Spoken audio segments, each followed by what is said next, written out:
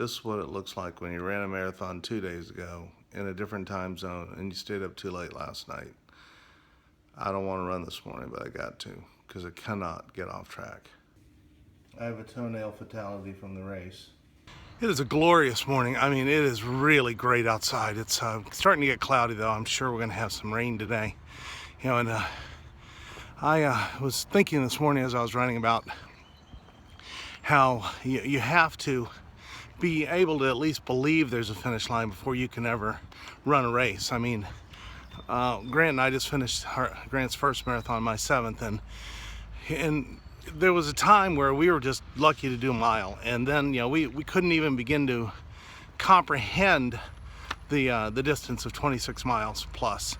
We couldn't comprehend that, and so we didn't register for a marathon at the beginning. We really felt like we were going out of our way when we went and registered for 5Ks, and now we've done that and we did it when we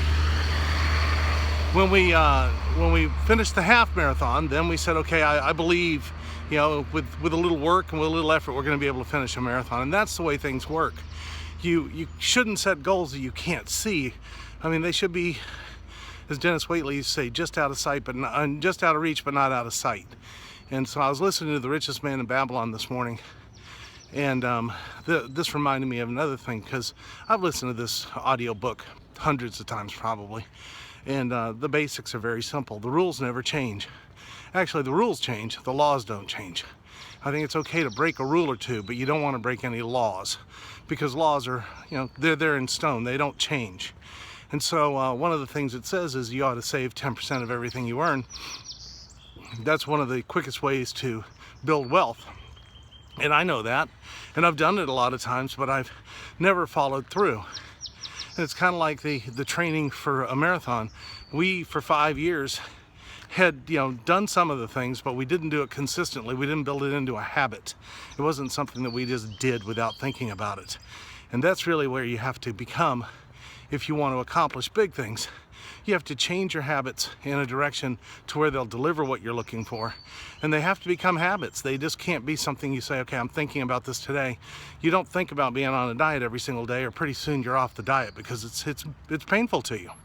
And it's just, those thoughts have really kind of run through my brain today. And then another thought that came into my mind as I was running and listening, men, women, man, whatever you want to call it. I don't want to offend anybody, for God's sake. But, we have a couple of distinct advantages over other animals. But in the end, we're animals too. And so we ought to take a look at animals and see how they behave if we want to know how our natural state to behave would be. And so you take a look at animals, and virtually every single animal has a tendency to satisfy its need, its immediate need, and then rest. And so if we're like that, then if you satisfy an immediate need, you're probably going to find yourself resting. And that is detrimental to your success, because your immediate need is only temporary. You have to have those long-term needs satisfied as well.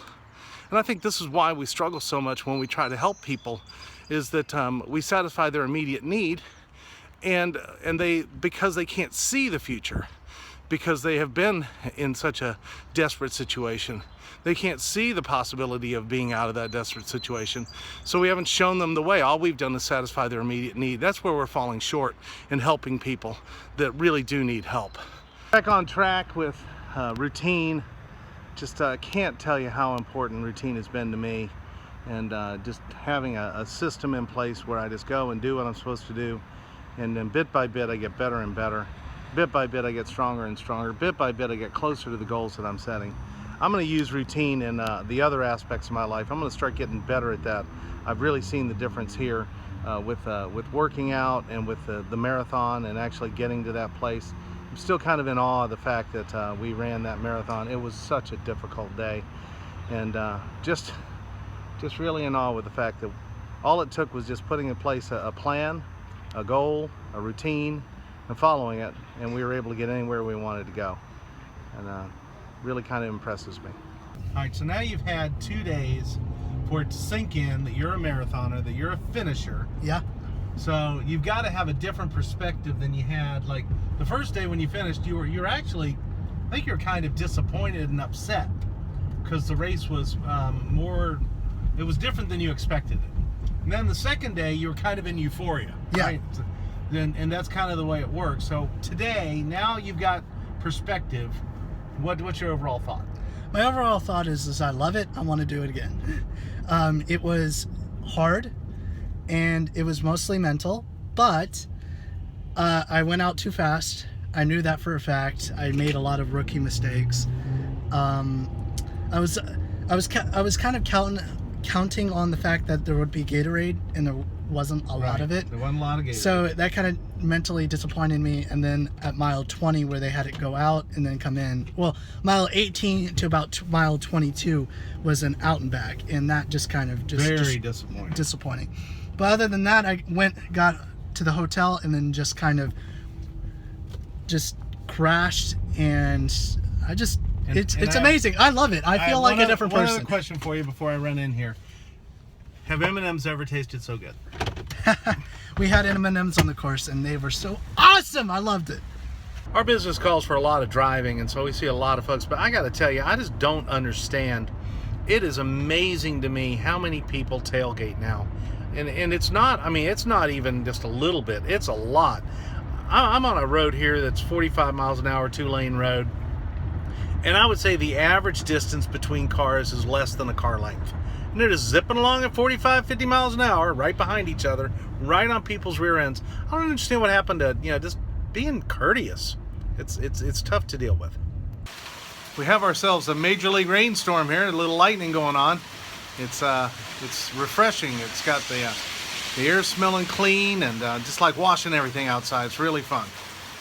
Can't stay out here too long though. The lightning will get me. Not to mention the thunder. Now the rain's really come down hard, coming down sideways. Feel good about today. I got back on track. I got back with my routine. I got the thunderstorm going. Just about everything you could want. Just a good day to wrap up and start anew. Looking forward to the Atlanta Marathon in a couple of weeks. And I got my run in this morning, got back on routine food-wise, and just settling into a nice couple of weeks where I know that we're going to do great things. Looking forward to every bit of it. I better not say that. That's probably wrong.